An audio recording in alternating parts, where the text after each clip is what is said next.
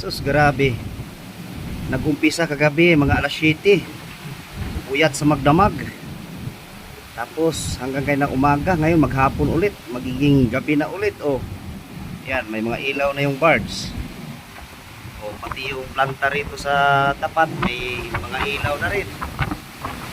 So, ibig sabihin, magagabi na ulit. Samantalang nag-umpisa yung monitoring natin kagabi. Nung pag-landfall niya, on or about alas 8 ng gabi. Oh, lumipas yung magdamag, lumipas yung maghapon, ganun pa rin. Oh.